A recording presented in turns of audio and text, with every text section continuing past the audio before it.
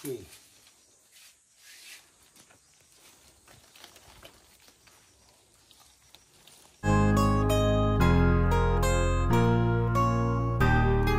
Hello guys! This is Soxy Mendoza again at welcome sa aking YouTube channel. So, palambing naman, paki-like and subscribe at para naman sustain natin ang channel na ito. Okay.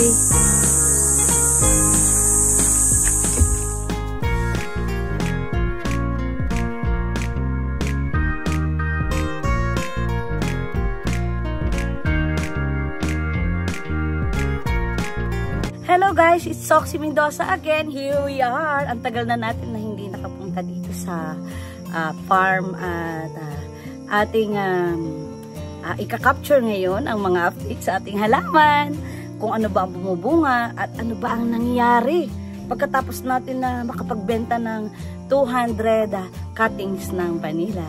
So, come with me guys. Good morning. Happy Saturday.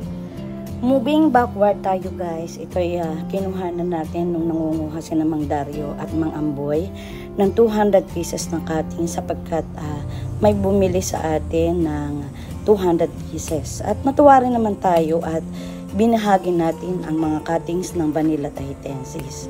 Pinili natin yung mga magagandang pananim at ine-expect natin na kapag ibinigay natin ito sa kanya ay mabuhay niya ito at pabunga niya at mapakalat niya o mapropagate niya ng napakaganda ang naibenta natin na Vanilla Tahitensis cuttings. Ang 200 pieces na pinagbentahan natin na itatago muna natin guys at ating papaikutin bilang puhunan at pagdating ng December saka natin bibilihin ang ating gusto. Ito na nga guys, nakahatag na dito yung mga pinanguhan ni Mang Dario na 200 pieces na cuttings. Ating itong i-impake ng maayos para huwag siya malabog at maging safe. Ikukuha rin natin ito ng permit sa Bureau of Plant and Industry. At nandito na nga tayo guys dito sa Cavite. Dinala ito ng aking 3 anak at umarkila tayo ng sasakyan at dinala natin ito at nagpasalamat tayo sa buyer natin at talaga namang in-accommodate niya sa kanyang farm ang ating mga anak. Ito nga nakapag-uwi pa nga si Day ng cuttings ng cherry at ito pero hindi natin na iuuwi ito sa Mindoro. So ito nga guys at nagbibigay nga ng kaunting talk si Madam tungkol sa kanyang mga halaman dun sa farm. At nakita ko na ang aking mga anak pala ay may interest naman talaga sa pagpa-farming. Lalong-lalo na siguro ito kapag talagang nakakabenta. Napakamahal guys ng cuttings ng Vanilla Tahitensis. So moving forward, nandito na tayo na naman sa farm at itong petsa ngayon ay June 8, Saturday at tingnan natin at bisitahin kung ano ba ang update at nakita natin dahil ngayong June ay medyo umuulan na. Bagamat mainit pa rin pero ito ay talagang umuulan na. So nag-umpisa na si Mang Dario na linisin ang kapaligiran at ito ay hindi natin tinabtaban o nilinis nung panahon ng tag-init dahil sa iinit ang lupa. So ito nga guys, makikita nyo, enjoy na enjoy tayo at medyo makulimlim at para sa akin ito na ang best time para tayo magtalas ng mga damot, maglinis. So nag-ikot-ikot nga tayo dito guys at medyo talagang paborito ng halaman yung hindi sila iniibo. At meron tayong principle na kapag tag-init, hindi natin ito binabawasan o hindi natin ito tinatanggalan ng mga damo dahil iinit ang lupa. At napakahaba ng tag-init guys, mula almost February hanggang June. So nakaligtas ang ating mga halaman ng hindi man lamang natuyot o hindi man lamang pumangit. So guys, pati ang ating mga bulati guys, ang ating mga Burmese ay medyo napabayaan natin dahil naging busy tayo sa mga kontrata guys. Ang dami nating tanggap na trabaho noong summer at ito ngayon medyo luag-luag na tayo kaya nagkamera na tayo ng panahon. Makikita nyo itong guys, ang paminta, ang gaganda na. Lumalamba na sila, tumutungo na, nagpapahayag na sila ay magpapakitang gilas na ng pagbunga. So we're looking forward for that para i-feature guys kung ano ang update natin sa ating mga paminta. At tayo ngayon nagpatanim kay Mang Dario ng 100 pieces pa na pandagdag sa ating mga paminta. Meron tayo guys, 2 klase ng paminta. Ito ay ang sabi ni Mang Dario, sabi niya ay ito yung hybrid daw at saka yung isa natin ay ang paminta galing sa Batangas, which is native. Ito nga guys, sa mga philodendron, pinaparami ko siya guys para maganda rin naman na meron din tayo na mga halamang magaganda dito sa ating sa farm.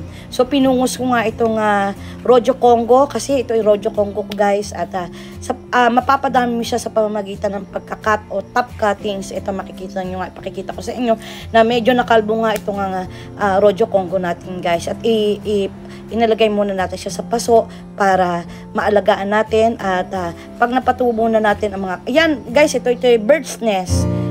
Simple lang siya pero napakaganda kapag inalagay mo siya. Ito ang ating mga bromeliads, hindi masyadong nakikita ang kulay dahil nakatago siya sa lilim, dahil nga mainit din siyempre, at inalagaan din natin siya.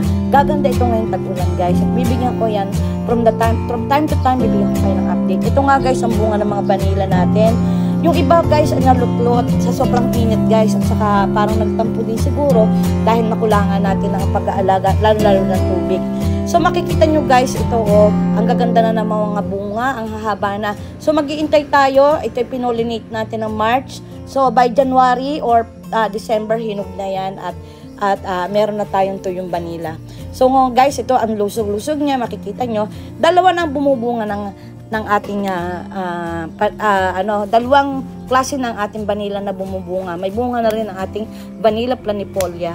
At nakita ko, yan nalulot nga guys ang ating bunga. Nanlaglag siya dahil sobrang init. Hindi natin nadiligan dahil mahirap din naman magdilig dito sa farm at wala nga tayong gasinong source of water. Yan ang isang challenge natin guys, na wala tayong tamang infrastructure, ang source of water natin ay bomba lamang. So ito nga guys, ito ang vanilla planifolia, at napakaganda ng kanyang bunga, ang tataba guys.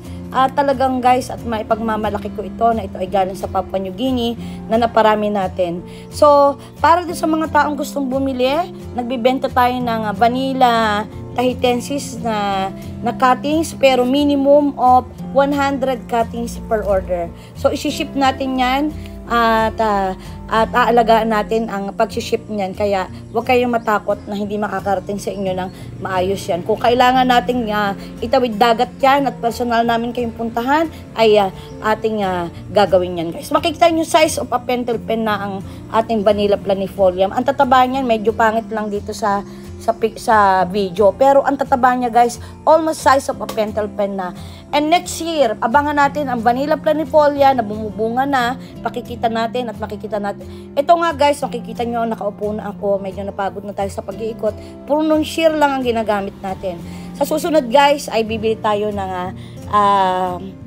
electric na pang pruning natin para hindi naman tayo nahihirapan. Guys, paki-like at paki-subscribe naman. Thank you for watching.